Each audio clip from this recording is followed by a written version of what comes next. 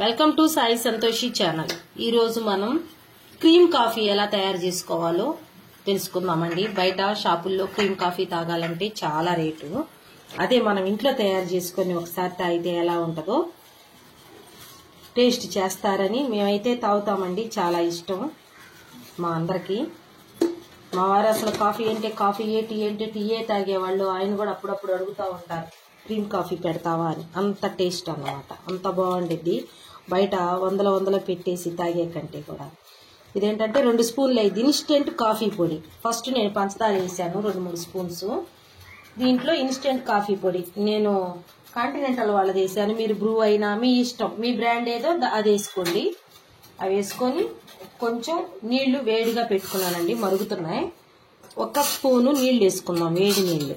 నేను ఆల్రెడీ పొయ్యి మీద పాలు పెట్టుకున్నాను, కాగుతున్నాయి. 1 స్పూనే వేసుకుందాం. వేడి నీళ్ళు వేసుకున్నాం. దాన్ని ఇలా ఇలా ఇలా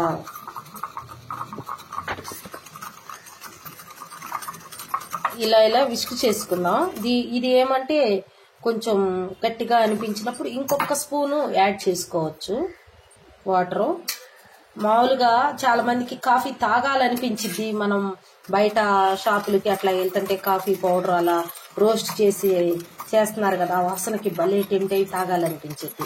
అలా తాగాలనిపించిన కొంతమందికి కాఫీ తాగుతుంటే గ్యాస్ లాగా వస్తుంది అని అనుకుంటారు. కానీ కాఫీ తాగాలనిపించింది. గ్యాస్ అయినా పర్వాలేదులే, ముందు దాంట్లో ఉన్న సువాసనని, ఆ టేస్ట్ని ఆస్వాదిద్దామని తాగుతారు కొంతమంది. అలాంటి వాళ్ళకి ఇది చాలా మంచిదండి. గ్యాస్ ప్రాబ్లం అనేది తెలియదు. కాఫీ తాగిన ఫీలింగ్ వచ్చింది కానీ అలాగా గ్యాస్ లాగా అట్లా రావడం ఉండదండి. చాలా బాగుంటది. నాకు కూడా అదే ఫీలు. నేను కాఫీ అయితే తాగుతాను, రోజుకి 1 పూటే తాగుతాను. అది కూడా పెళ్ళి అయినాక ఇంట్లో అలవాటు చేశారు, లేకపోతే మాకు అసలు కాఫీ టీలు అలవాటు లేవు.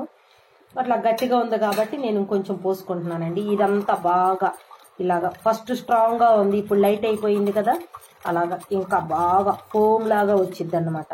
ఇలా చేయకపోయిన ఇంట్లో విసుకుంటే కరెంటు ద్వారాగా వచ్చేది, దాంతో అయినా చేసుకోవచ్చు.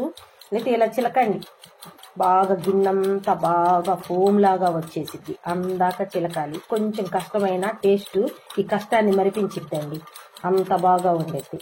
అందుకని ఈ క్రీమ్ కాఫీ ఎలా చేసుకోవాలో మీరు కూడా చేసుకొని తాగుతారని నాకు నచ్చింది. అంటే మాకు నచ్చింది, అందరికీ నచ్చాలని లేదు. కొంతమంది ఏంటంటే ట్రై చేసి చూద్దాము, వాళ్ళకి నచ్చిందంట తాగుదాము అని అనుకుంటారు. కొంతమంది ఆమెకు నచ్చితే మనకు నచ్చాలంటలే అనుకుంటారు. అట్లా ఆ ఒక్క మాట అలా అనుకోకుండా ట్రై చేసి చూడండి. నచ్చితే కంటిన్యూ చేయండి, లేకపోతే లేదు. అందుకని చెప్తున్నాను. ఇది ఇంకా ఇలానే కొంచెం గట్టిగా ఉందనుకోండి, ఇంకొంచెం వాటర్, ఇంకొక స్పూన్, ఇంకా ఎక్స్ట్రా వేయొద్దు, గట్టిగానే ఉండాలి. ఇంకా దీన్నంతా బాగా ఫోమ్ లాగా వచ్చేలాగా అంతా అయినాక అప్పుడు చూపిస్తాను కాఫీ ఎలా కలుపుకోవాలో.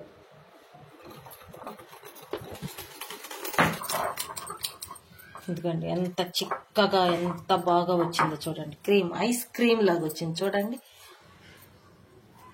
ఇది క్రీమ్ రెడీ అయిపోయింది. ఇంక ఇప్పుడు మనం దీనిలో పాలు కలుపుకుందాం. ఎలా అంటే ఇప్పుడు కొంచెం క్రీమ్ని గిన్నెలోకి తీసుకుందాం.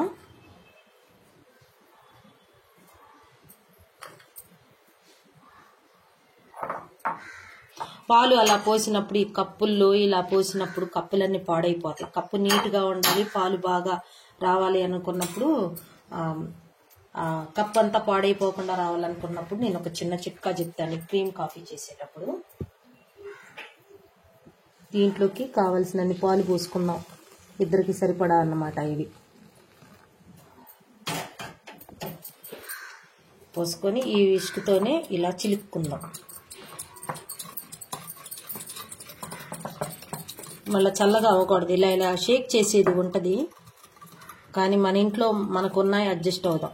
అప్పుడప్పుడు కొనుక్కు రావాలన్నా అప్పటికప్పుడు చేసుకోవాలన్నా అవ్వదు కదా, అందుకని. ఇంక ఇప్పుడు వీటిని కప్పుల్లో పోసుకుందాం జాగ్రత్తగా. ఈ కప్పు కూడా ఇలాగా వెళ్ళిపోద్దండి, అందుకని అది అట్లా పాడైపోద్ది.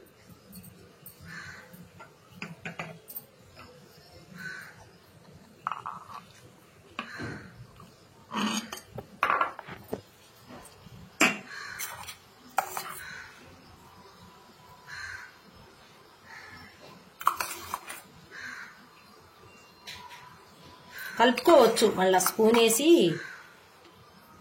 ఈ క్రీమ్ని కాఫీలో ఇలా కలుపుకోవచ్చు. క్రీమీగా చూడండి ఎంత చిక్కగా, ఎంత క్రీమీగా ఎలా ఉన్నాయో.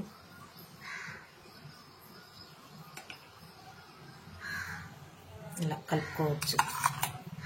ఇది స్టోర్ చేసుకోవచ్చు అండి. 2-3 రోజులు కూడా ఫ్రిడ్జ్లో పెట్టేసుకొని స్టోర్ చేసుకోవచ్చు. కానీ ఎప్పటికప్పుడు ఫ్రెష్గా చేసుకొని తాగితేనే కాఫీ తాగిన ఫీల్ ఉండిద్ది. కాఫీయే కాదండి, ఏదైనా ఎప్పటికప్పుడు ఫ్రెష్గా చేసుకుంటాను. కొంచెం కష్టమైన చేసుకుందాం. ఇదండి కాఫీ చూడండి ఎంత చిక్కగా, ఎంత సూపర్గా తాగేద్దాం అనిపించేలాగా ఉంది కదండి. ఇదే అండి, మీరు కూడా ఈ క్రీమ్ కాఫీ చేసుకొని తాగి మీకు ఎలా వచ్చిందో మా కామెంట్ బాక్స్ ద్వారా తెలియజేయగలరు.